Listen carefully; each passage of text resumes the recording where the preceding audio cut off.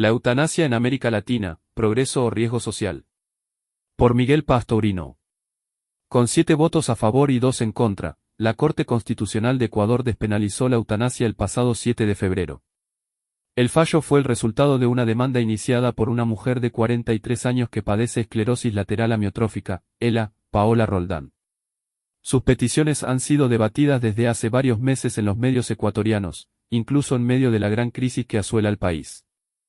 Con esta decisión, Ecuador se suma a otros países como Colombia, Bélgica, Luxemburgo, Países Bajos, Canadá, España, Portugal, Nueva Zelanda y algunos estados australianos. Otros países han legalizado el suicidio asistido, pero no la eutanasia, como Suiza, Austria y algunos estados en Estados Unidos, Oregon, Washington, Montana, Vermont, Colorado, Washington D.C., California, Hawái, Nueva Jersey y Maine. Ahora Ecuador se convierte en el segundo país de América Latina en despenalizar la eutanasia, porque al igual que en el caso de Colombia, no hay una ley, sino que se despenalizó por vía jurisprudencial. En Colombia, desde 2014 se comenzó a trabajar en la regulación de la práctica estableciendo directrices desde el Ministerio de Salud y Protección Social. En Argentina se han presentado varios proyectos de ley de eutanasia. Por ahora no han prosperado, aunque, al igual que Uruguay, tiene una reciente ley de cuidados paliativos y una ley de voluntades anticipadas que permite que alguien decida no prolongar su vida. Lo que no es eutanasia. Un problema recurrente en debates políticos y programas periodísticos es el uso ambiguo de conceptos como eutanasia o muerte digna. Es de tal complejidad el debate sobre la cuestión, que muchos afirman concepciones contrarias bajo los mismos conceptos. Por ello, creo que es siempre necesario que aclaremos cuestiones fundamentales. La libertad del paciente para pedir que no le alarguen la vida con soportes artificiales o para no someterse a tratamientos fútiles, no es eutanasia. Es decidir morir naturalmente, y eso ya es legal en varios países y es un derecho del paciente. Por otra parte, la sedación paliativa, especialmente al final de la vida, no mata al paciente ni es una eutanasia encubierta. Por el contrario, le evita sufrimientos y síntomas difíciles de manejar.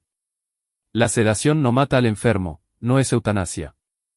La eutanasia es solo una cosa, es matar sin dolor y deliberadamente, de ordinario mediante procedimientos de apariencia médica, a personas que se tienen como destinadas a una vida atormentada por el dolor o limitada por la incapacidad, con el propósito de ahorrarle sufrimientos o de librar a la sociedad de una carga inútil. Herranz, 1990.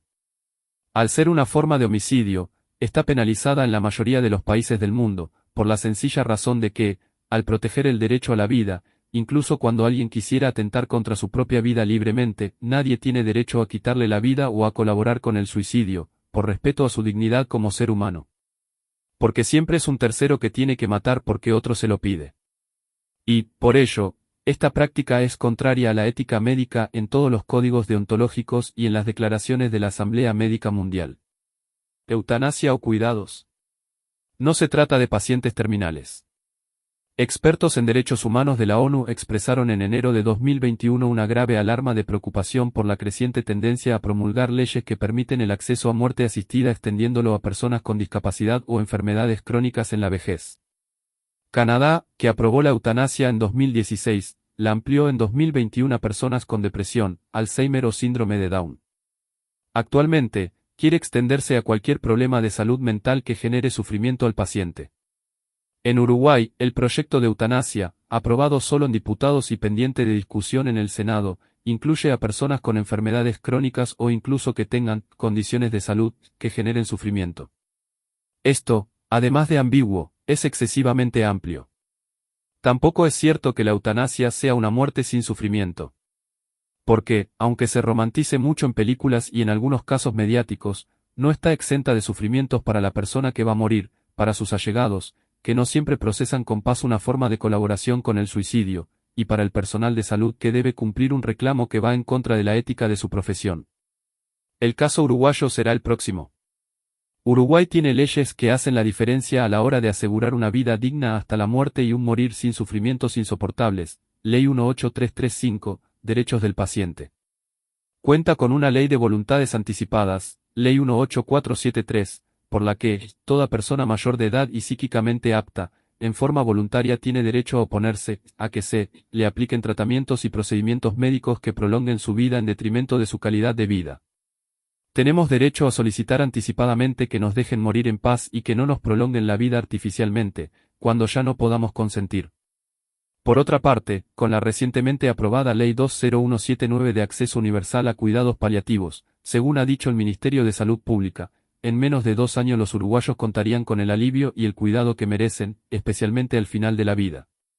La Académica Nacional de Medicina, el Colegio Médico, el Ministerio de Salud Pública y varias organizaciones sociales han advertido sobre los riesgos del proyecto aprobado en diputados. De hecho, médicos que no se oponen a la eutanasia en algunas excepciones, manifestaron con preocupación la falta de garantías del proyecto que se quiere apurar para discutir en el Senado. No cuenta con nada de garantías para el paciente que sufre, solo unas formalidades administrativas. ¿Por qué es tan cuestionado el proyecto en Uruguay? Llama la atención que la Comisión de Ética que evaluaría los casos de eutanasia lo haría post-mortem y no antes de la eutanasia. De encontrarse alguna irregularidad, el paciente ya habría fallecido. Además, los candidatos no son pacientes moribundos como se repite en los medios. Por el contrario, comprenden cualquier adulto con una enfermedad crónica, incurable e irreversible que le provoque sufrimientos o tenga condiciones de salud que afecten gravemente su calidad de vida. Bajo esta categoría casi cualquiera que sufra y tenga patologías crónicas tendría derecho a pedir la muerte. Se le informará que existen los cuidados paliativos, como una opción. Pero no se le asegurará una auténtica experiencia de cuidados que alivien efectivamente su sufrimiento, sino que, estando en pleno sufrimiento, puede ir directo a pedir la muerte, con lo cual muere sufriendo y no aliviado, ni valorado ni acompañado. No cuenta con psiquiatra, ni con psicólogo, ni con asistente social que puedan evaluar efectivamente la libertad del paciente que puede sentirse una carga, o simplemente sentirse abandonado, deprimido y sin ganas de vivir. ¿Solo 2 médicos generales van a hacer toda la evaluación del deseo de morir? Parece que sí, lo cual es un escándalo para cualquiera que entienda del diagnóstico y abordaje del deseo de adelantar la muerte, DAM, como síntoma reversible y tratable por equipos especializados en cuidados paliativos. Los informes de equipos técnicos del Ministerio de Salud Pública han presentado informes demoledores con graves advertencias, ya desde 2022. ¿Es la eutanasia un derecho humano? En los hechos no hay ningún instrumento internacional de carácter vinculante que regule o reconozca alguna forma de eutanasia o de suicidio médicamente asistido. Por el contrario, todos los convenios internacionales en materia de derechos humanos afirman la dignidad de todos los seres humanos, sin distinción, y reconocen el derecho a la vida. Pero cuando se la plantea como nuevo derecho, se argumenta que es una decisión autónoma del paciente que pide acabar con su sufrimiento. Pero el problema es lo que la sociedad hace con esa persona al decidir que, en lugar de poner todos los medios disponibles para aliviarle, pueda, por respeto a su libertad, acabar con su vida. Se vuelve una cuestión compleja, especialmente, cuando quienes piden la eutanasia son personas que sufren emocionalmente por su situación o condición, y es muy difícil establecer la autonomía de quienes, por grandes sufrimientos, piden morir. De hecho, cada vez más estudios muestran que quienes piden morir, lo que quieren es vivir de otra manera, sin tanto sufrimiento. Por ello, cuando hay cuidados de calidad, las personas que piden eutanasia desisten de la idea.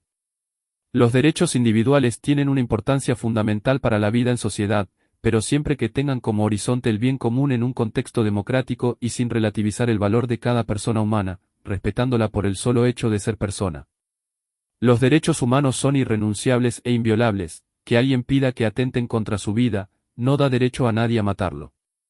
Porque no se trata de una decisión individual, sino de despenalizar que un tercero pueda acabar con la vida de otro, porque lo solicita en medio de un gran sufrimiento. Las preguntas que surgen a partir de esta posibilidad son muchas y no pueden reducirse a una cuestión de libertad o de defensa de la vida, porque es mucho más complejo. Pero lo cierto es que la eutanasia es contraria a derechos humanos fundamentales y a la ética médica. Todas las vidas valen lo mismo. La Declaración Universal de Derechos Humanos reconoce la igual dignidad de todos los seres humanos, sin importar su condición, situación o capacidades. Nadie es menos digno, ninguna vida humana tiene más o menos valor. Por esa razón, aceptar que hay vidas que pueden ser eliminadas es desconocer esta dignidad inherente a todo ser humano. La dignidad de una vida no es algo subjetivo según lo que a cada uno le parezca que valga su vida, porque con ese criterio podríamos aceptar que personas que no se valoran puedan vender sus órganos, entregarse como esclavos o dejarse explotar económicamente, porque es su vida. Y sin embargo no se puede, porque, aunque alguien considere que su vida no vale nada, los demás no tenemos derecho a devaluarla. La apelación a la autonomía como principio absoluto no garantiza la eticidad de las acciones. Porque alguien puede libremente pedir que se le violen sus derechos fundamentales. Que alguien pida morir no es argumento para provocarle la muerte. Se le pide al Estado con estas leyes que, en lugar de mejorar las condiciones de vida de los más vulnerables, se les proponga un supuesto nuevo derecho, que puedan pedir que los maten cuando sus vidas ya no tengan ningún sentido ni valor para ellos ni para la sociedad en la que viven. ¿Cuánto de esto tiene detrás injusticias sociales invisibilizadas de las que no nos queremos hacer cargo? La eutanasia en contexto médico es la consecuencia no asumida de una eutanasia social invisibilizada de los más pobres. Más grave aún es que, en lugar de prevenir el suicidio, se lo termina legitimando culturalmente como una opción que deberíamos apoyar empáticamente, pero no con todos, sino con las vidas menos valiosas.